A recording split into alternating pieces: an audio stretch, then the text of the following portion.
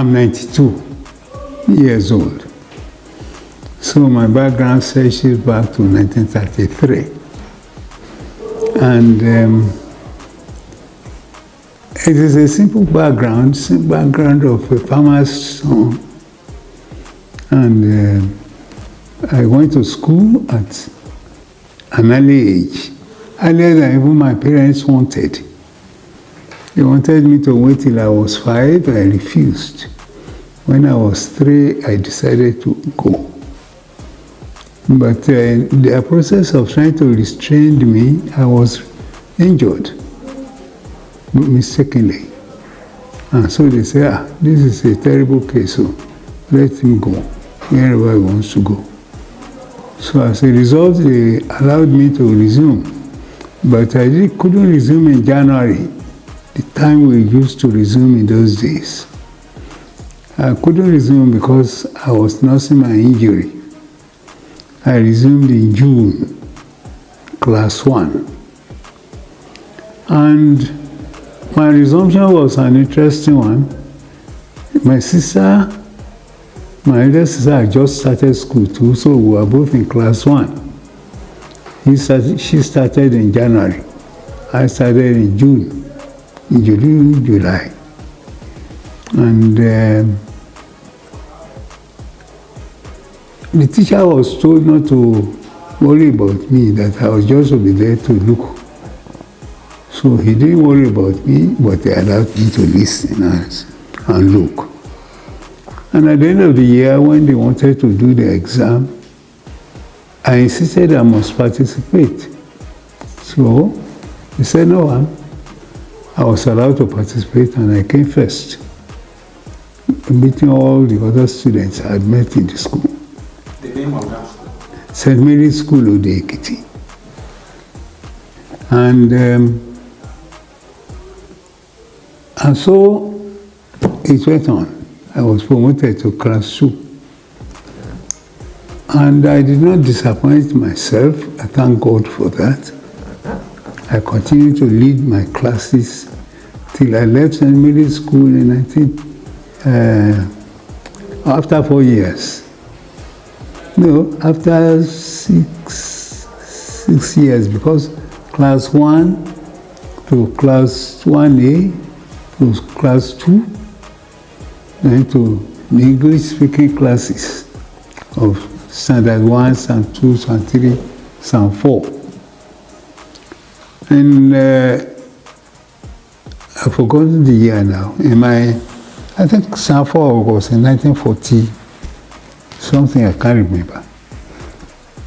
We always had a passing out exam, common to all Ekiti passing out exam. And we took the exam. I was first in the whole of Ekiti exams. And I was due for a scholarship. So they didn't give me, because of the intricacies of intrigues and things they were doing those days. The person who was given was also from Ode. So they didn't want to give 2 Odes. And I don't know why they could decide not me. I should have thought they would decide not him, because I came first, and the first person is automatically a scholar. Anyway, and that was the exam we took, and with which I entered Christ School. Christ School, Ado-Ekiti. Yeah. I was there for 2 years. Even some of my seniors were making fun of me because I didn't get the scholarship. They called me all sorts of names, including Scholar Goat. And I didn't worry. But I decided I must work on a scholarship. So I decided to take the exam to Government College, Ibadan. In my second year in Christ School, that's Standard 6. I took the exam to Government College, and I passed.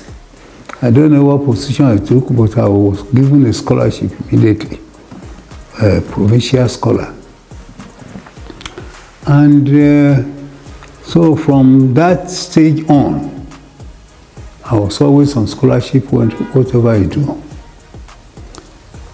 And we used the scholarship at Ibadan Government College in 1952 when I passed out in school, the school SAT. I passed out with about 4 credits and the 3 other subjects, 4 A's and 3 credits. So the other, and they said we could take an exam into the University of Ibadan, University College, it was called there. We took the exam, I was admitted into the university to study medicine.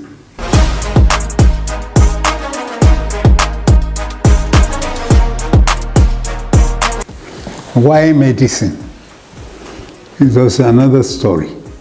Because my mother had a daughter, the youngest of her children. They were both in love with each other, the daughter and mommy. But on that day, on a Sunday, when she was to be named,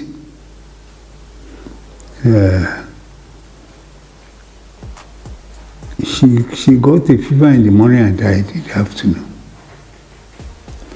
And then I can't remember exactly the Yoruba proverb, how it goes.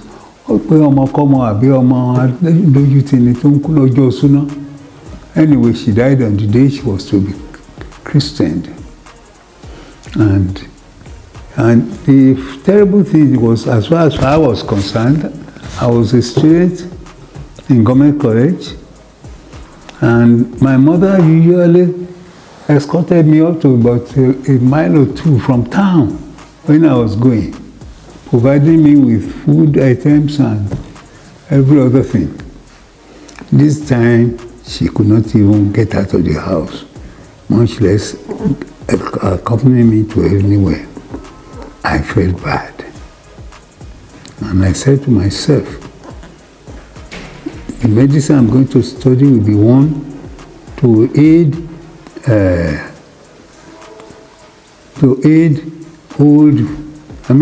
women, so that they don't get such a bad end to a pitiable end to the children. So I got into the university 1952, and by 1956 we had to go to Britain to complete our studies. We used to do that in those days. It was nothing special for me. But 3 years clinical study, I became a doctor.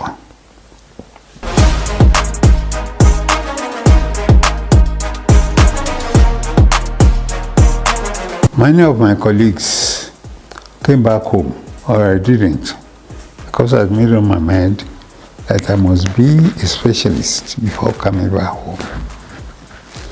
So I got a job, started working, and I wrote to the Nigerian embassy that, look, I have qualified, but I'm not prepared to come back home.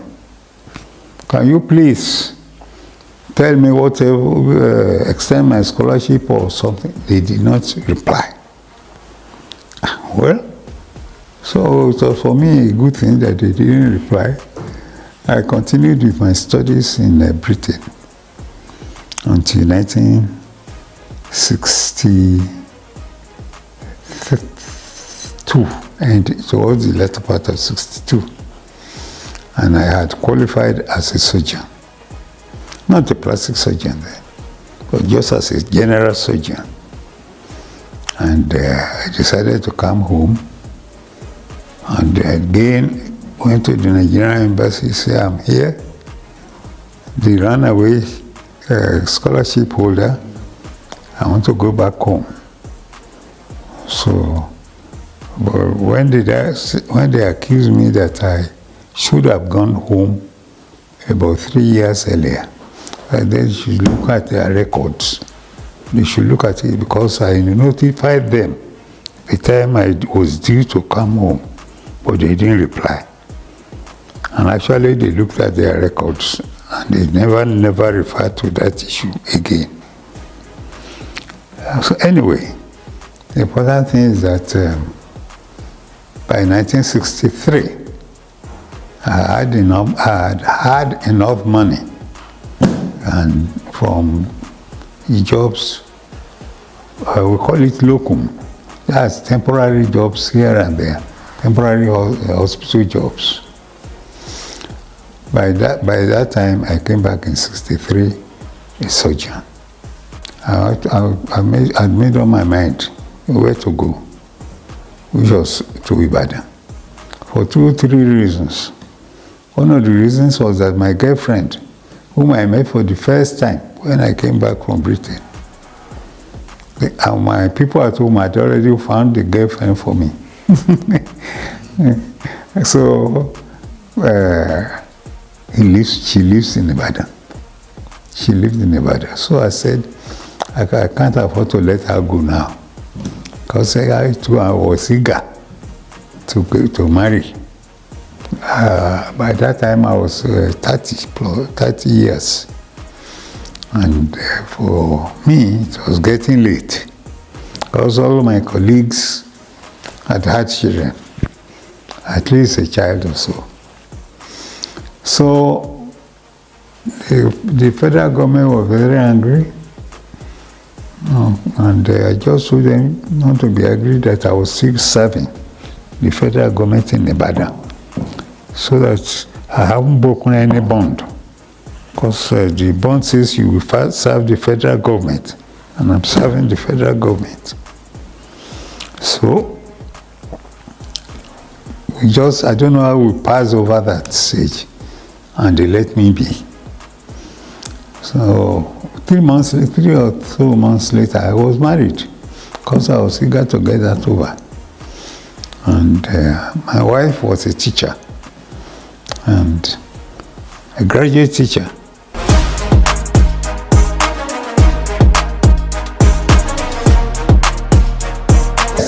I was a general surgeon, and then we were rotating through.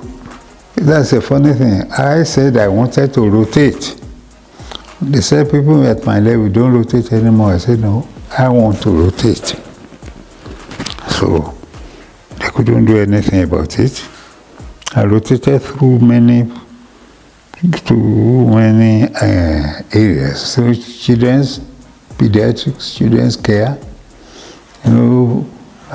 maternity care, through surgery care, through medicine, through all those things. And at the end of it all, I decided I was satisfied with general surgery. But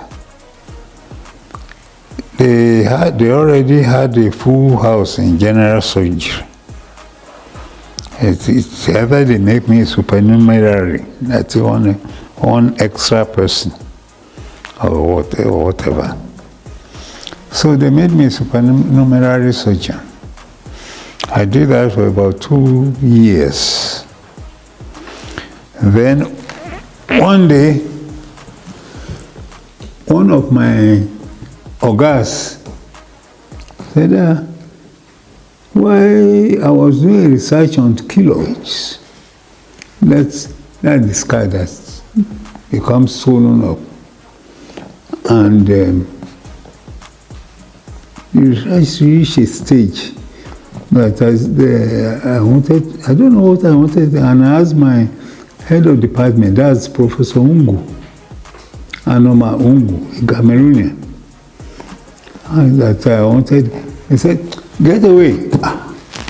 I said, you are doing research on keloids, and you are putting your head in general surgery.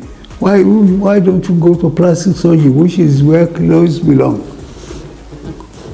So as a challenge, I told him, I'm going to be a general plastic surgeon, and I will beat you to any other thing. Well, I've been a rebellious person all along in my life, but It has paid me. I don't know if these days anybody as half as rebellious will get up with the society. They will have got rid of him somewhere. So I said, I will be a plastic surgeon. That was why in 1970, when the opportunity came, I said, I went into plastic surgery training.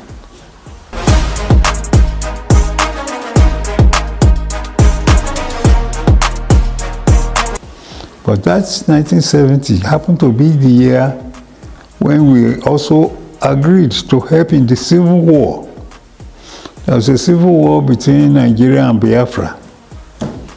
And the government especially appealed to UCH to help them with the medical aspect.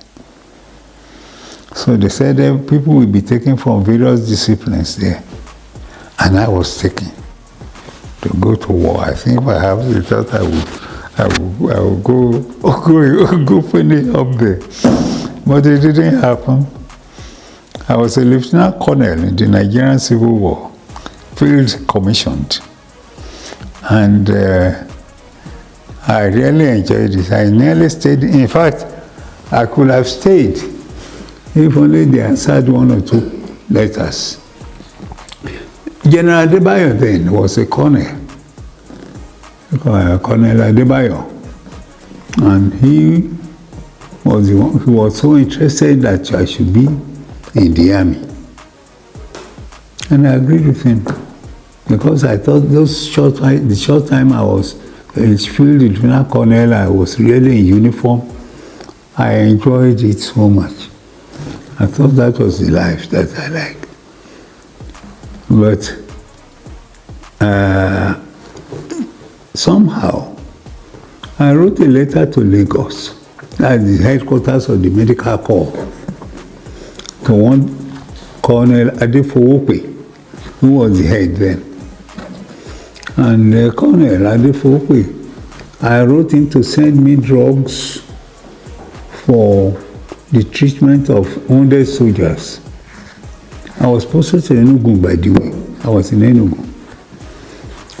So instead of sending me a series of drugs, particularly those useful for war injuries, he sent me a plain load of Panadol.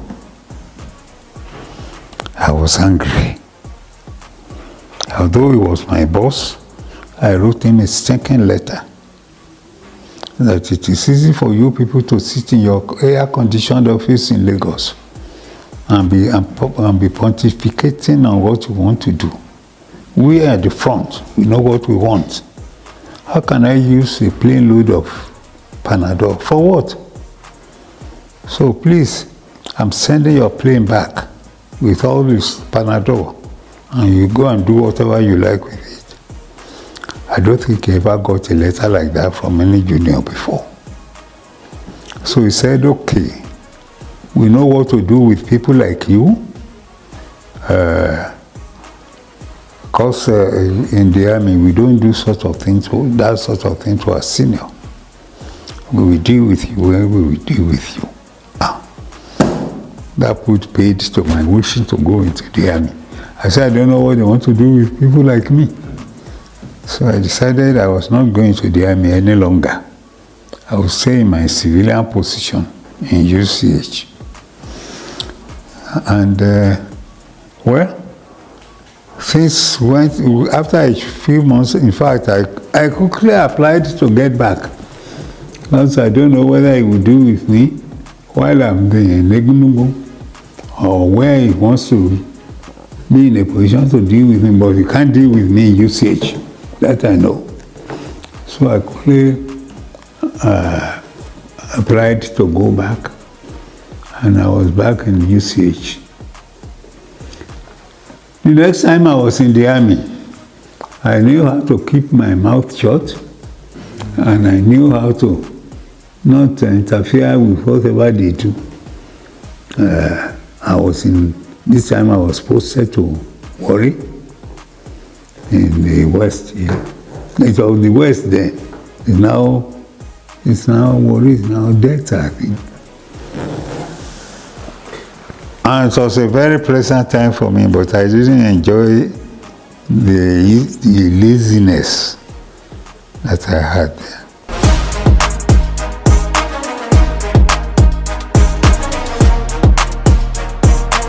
So I continued my life in the UCH,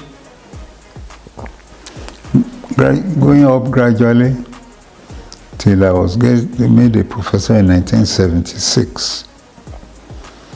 And all was well. I did my research, and I was getting known for that research. But I quickly converted more to administration when I became a prof. Anyway, things went on well till 1980. And the UCH, even in the UCH, I was not getting equipment I wanted to work with at that time. In 1976, or even earlier than that, when we needed an equipment, we got it the next day. Even if they had to rush to Britain to order it for us. But you write and do all sorts of things. This time there is no money. That's what we were told. So I told myself, if I can get my few equipments together, I would do better than just wasting my time in the UCH. So in 1980, I retired before it was time for me to retire. And I set up my own clinic called the George Medical Center, Akure. And so I set up my practice. And the game continues up to today. In George, we had virtually everything. Virtually everything. And life was pleasant. But there is always an end to everything. I was getting old. I reached a stage when I could no longer wake up and stay operating all day. In Georgian, I used to operate virtually nearly 24 hours. Nearly. People will not believe it. By 18 hours, I was still working in a day, operating. And I enjoyed my job.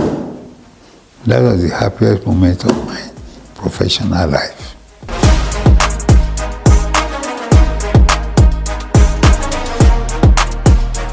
That's not my business. I was doing breast enlargement and things like that in those days. But talking about conscience, there's no, what is the conscience about? Somebody wants something.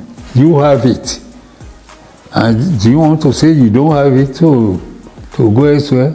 And in any case, they will pay me. So, and I want their money as well. So I did, whether it was right or wrong or morally this or that, was not my business. My business was to use my skill for my client.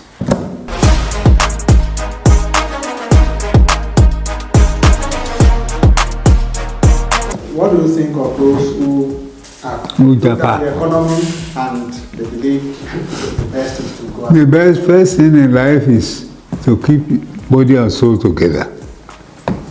And keeping it together at a level that is necessary for any doctor, any human being, is money.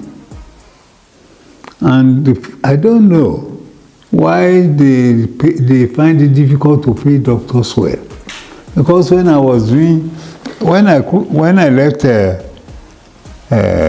practice, my son took over. Within 2 years, he had built a multi-story building for himself and things.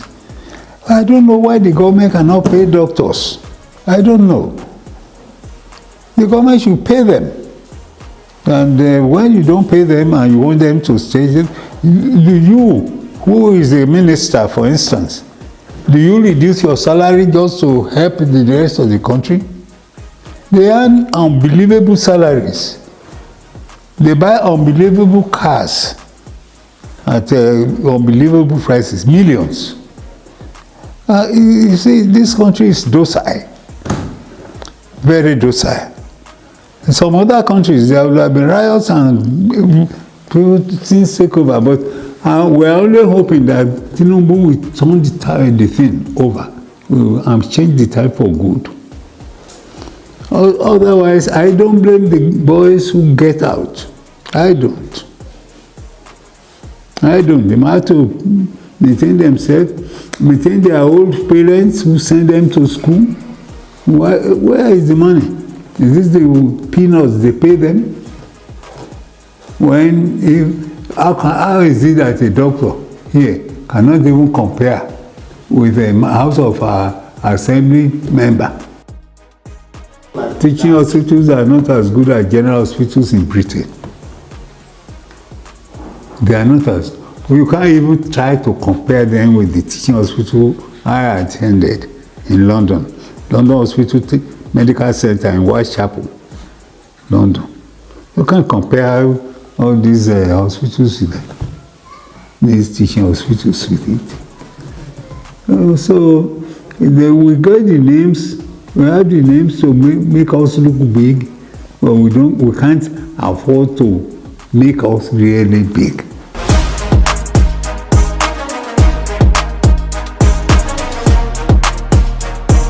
The policy aspect is that they should revise down their salaries to help the people generally, and up the salaries of course, they should up their so-called minimum wage now.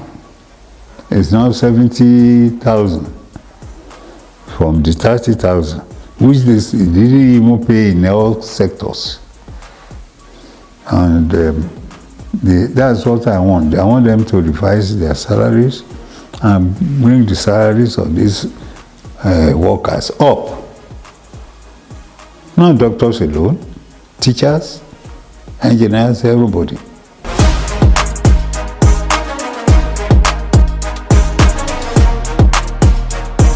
I was made a commissioner when the new government came in 1999. Commissioner for Health in Ekiti. And I know I did my best. People say you shouldn't praise yourself. I will praise myself. Because I brought about 8 new hospitals during the time I was there. Because any money given to me is, apart from strictly my salary, any money I get from any other source, I use it for the job. And of course, I can't count the number of health centers that we set up. So, 8 new hospitals. Some governments don't set up so many in a year, in a lifetime, in their lifetime in government. And because my definition of a hospital is different from that of many people. My definition of a doctor, of a clinic, is a place where doctors can work comfortably. That's a hospital for me. I have never cheated government a kobo in wherever I work. Because the government has done well for me. You see what I said from the time I was in secondary school, I've been on scholarship all along. Why should I cheat them?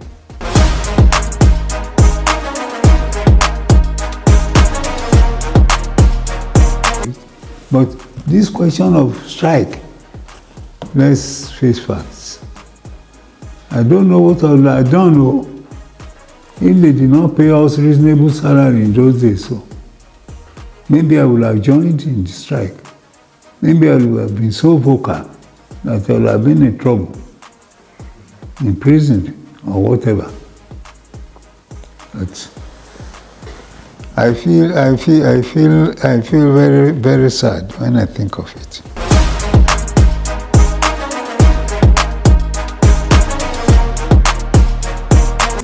There is no comparison. Nigeria in my time was a Nigeria worth serving.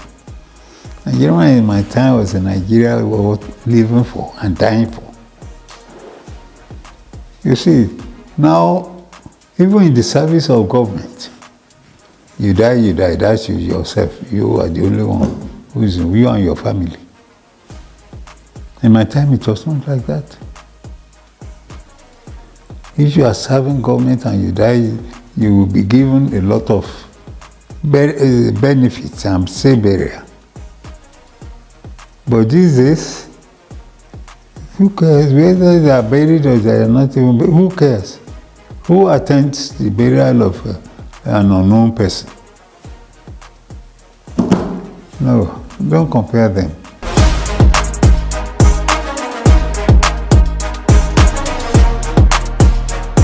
Ekiti State has been an unfortunate state in the sense that when you look at the first few groups, they're expatriates. They're Ekiti, some so, but they're expatriates. They never lived here. They live somewhere else. And so, when you think of things happening to anybody, the way I would think of it, because of my people are also around here, they will not think of it that way. This governor here, Oyebanji, is the first governor that we call a true Ekiti son, who has been with us all that time. You know, in fact, he was involved in the struggle for creation of Ekiti State. So, we have to put that in mind that this present governor should do things more like an Ekiti man, a real Ekiti. And I think he is starting. I hope he continues. Because the praise singers can change people's head. And there are many praise singers dancing around him right now. I only hope he can stick to his original frame of mind while he fought for Ekiti State. I don't speak my mind on many things these days because Agba today.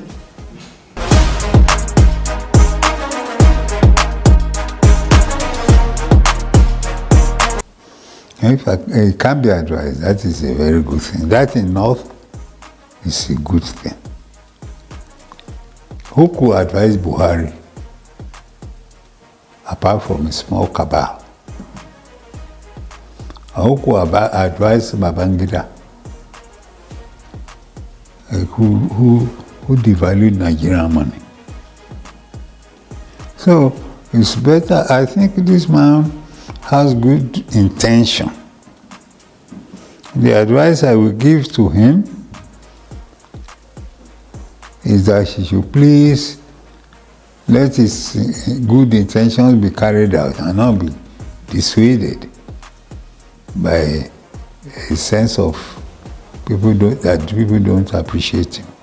In a country which has been run down, you see, a lot of the problems that Tinubu is facing have been created by his predecessors in office. By the grace of God, you overcome them. But let him be steadfast with his plans for recovery.